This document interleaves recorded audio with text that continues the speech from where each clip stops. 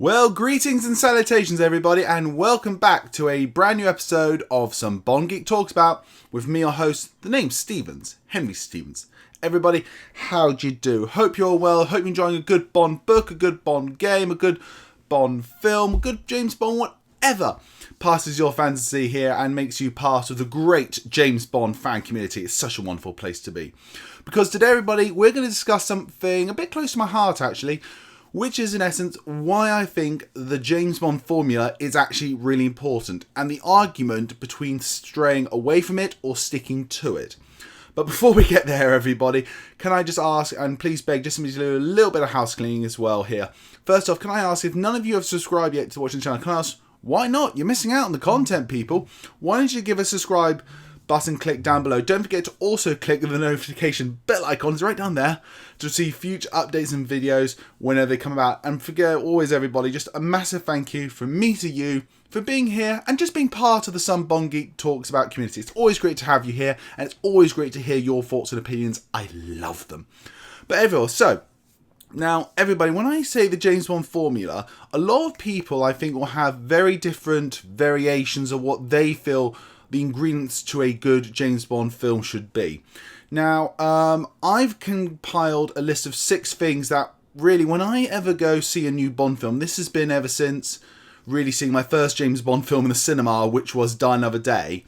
I've compiled a list of 6 things that really, for me, comprise what I consider the James Bond formula and the things that I look out for and enjoy and add to the experience when I go watch a new James Bond film and when I ever see an old film. The stuff I sort of, really do look out for and get excited about. And so what I'm going to do is to say we're going to discuss what I think is the formula, and then we'll go on to whether it's good to move away from it or stick with it. But essentially, number 1 on my list would be the Gunbarrel.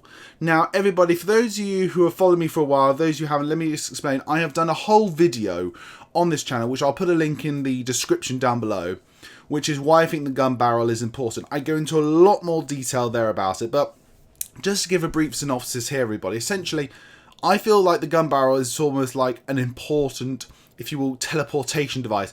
It tells you you're not going into like Mission Impossible world or Bourne world or whatever. You're going into James Bond world. And it's the teleportation device that gets you there.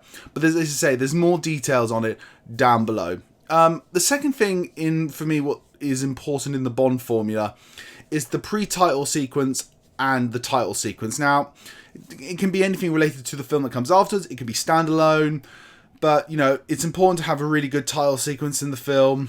It's one of the tropes that's still kept on throughout all these years when it comes to the Bond franchise, and of course always an amazing title sequence. And to be fair, when you got Daniel Kleinman, you always know you're going to get a great title sequence.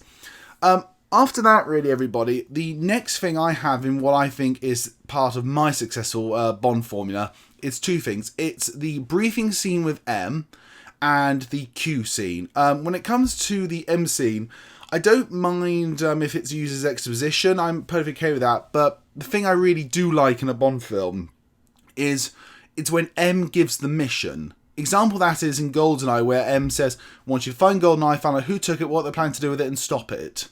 Or in Skyfall, when M says, you're to go, get Patrice, find out who you sold the list for, then terminate him and get the list back. You know what the mission is, you know what Bond's assignment is, and you can go along with him on the flow. Or, in previous films, let me just go a bit further back, with Goldfinger, it's find out how he is smuggling his gold across country. And across the world, really. That's the mission. So, it's important to have, I think, that, we now know in this film what Bond's mission is. Because Fleming did it all the time in the Bond books, should, I think, be brought over into the films. Also, as I say, with the Q scene, it's something I look forward to. Some people might disagree, but, I always like it where Bond goes into Q Lab or Q meets him, and they have a sort of banter between each other, followed by giving off some gadgets. Again, greatly done in Skyfall, in Goldfinger. Octopussy has a really great one. GoldenEye. A lot of the actually Brosnan era had great Q sequences actually. So that's I also think is very important. Next item on the list, number 4, is catchphrases. Again, some people might feel this is superficial. Some people agree or disagree. That's fine. But for me, I always can't wait to hear my name's Bond, James Bond, vodka martini, shaken not stirred. You know, those two classic lines, for me, they have to be in the film somewhere, otherwise I feel something's greatly missing and it's just not firing on all cylinders. The fifth thing I have in my Bond formula is the duel between Bond versus the bad guy. Now that can be anything from an actual fight sequence to a verbal joust, obviously like in Dr. No, or it could be in a proper fight sequence like, say, let me give an example here. Bond versus, I'm just trying to think. Bond versus Goldfinger, or Bond versus Scaramanga, most famously. You know, that's an actual proper duel. So I think that's important as well to have in there as well, because you need those moments where you can fight off the villain and have a sort of great sort of to and from. It's so good. I love it when Bond has a sort of physical or mental duel with the bad guy. It needs to be there, in my opinion. And the last thing, and I haven't forgotten this, everybody, is the use of the theme music. Because, I'm sorry, people say, it's these great David Arnold scores that are really great, and they are, but I'm sorry, use the Bond theme. Put the Bond theme in the movie. It is you wouldn't have a Pink Panther movie without the Pink Panther music. I don't want a James Bond movie without the Bond music. Put the Bond theme in and use it with pride in the places where it needs to be. Because that's what makes the film, again, a James Bond film.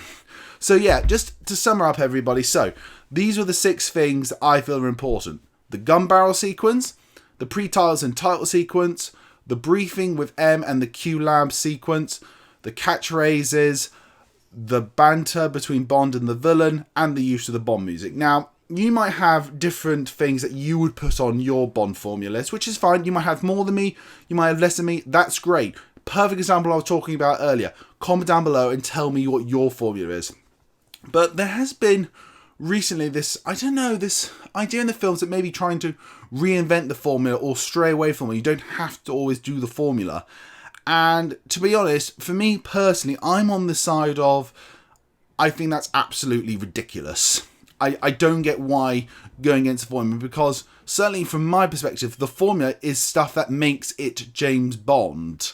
It's not something that's, holding it back. It's something that helps give it the films their identity and their uniqueness. Example being, in Quantum of Solace, Bond never says his catchphrase, which to me, again, thinks that feels there's something slightly lacking. In Quantum, again, no proper Q, I think, or M briefing scene. Doesn't really work. The title sequence is not very good in that film. I'm just dissing on Quantum here, I apologise.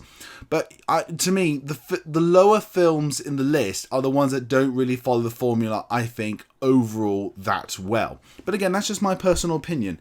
And I think, how can I put this into words? I'm really struggling with this one, but bear with me. It's not... Let's try this again. When you stray from a formula that works just because you're trying to be different, what that to me says is you think that's a bad thing, because it's not. You can reinvent the formula, you can do the formula in different ways, which I'll get to in a minute, but there's nothing bad about that. I just said a moment ago about reinventing the formula. Casino Royale is the perfect example of using the formula but reinventing it in new ways. The whole Craig era, like Casino Royale, Skyfall and Spectre really have been, because a lot of people say, well, Casino Royale went away from the formula, away from everything, did something completely new. I disagree entirely. I thoroughly disagree. What Casino Royale did was took the formula, broke it down into individual elements and built it all up to come back into the whole overall conclusion. We gave a new meaning to the Gunbarrel. We still had an awesome pre-title sequence and title sequence in that film. We still had a briefing scene with M. We didn't have one with Q yet because he wasn't introduced yet. We got the catchphrases in there. Might have been done in a different way, but we did get James Bond at the end. But it was building those stuff back in. We had an incredible Bond versus Le Chiffre showdown mentally and a bit physically as well, you could say. And you finally got the theme music at the end when the thing was earned. The elements were there. My Bond formula was there. It was just broken down, shown its origins, and then placed back into the film. Skyfall did it really well. Brought in the Q sequence. Everything was there. I might not like how the Gunbarrel sequence is done at the end, but it's still there. So, Yeah, I think that's the reason why people, if people use like, well, Craig's era hasn't really adapted that formula. It has, in my opinion. But let's look into the outside alternative of this argument. Why should we still use a formula? It's done to death. Let's do something completely radically different and new. Well then, my answer to that is then, is it really a James Bond movie? Can you count something that doesn't have these tropes a James Bond movie? Example of being, again, is saying, I'll go back to another spy genre, Mission Impossible. If Ethan Hunt does not have his crew, does that make it a Mission Impossible movie? If it doesn't have the famous Mission Impossible music, does that make it a Mission Impossible movie? Well, the answer is, you can slap anything on and say it's a Mission Impossible movie. But you can say, you know what, that didn't really feel much like a Mission Impossible movie because it didn't have these certain things to it. Same thing can be said about Bond. So there you go, everyone. Here's my argument. I think the Bond formula is important. Listen out my Bond formula. But I want everybody, what's your thoughts on this whole situation? Do you agree that we do need this formula? We do need these certain things in the films? Or do you think, no, we need to throw them away? We can use them if and when we want, or little bits. We don't have to use all of it. What are your thoughts about this? I'm really interested. Comment down below and tell me what you feel. As always, everybody, my name's Henry Stevens, and this has been Some Bond Geek Talks About. Goodbye.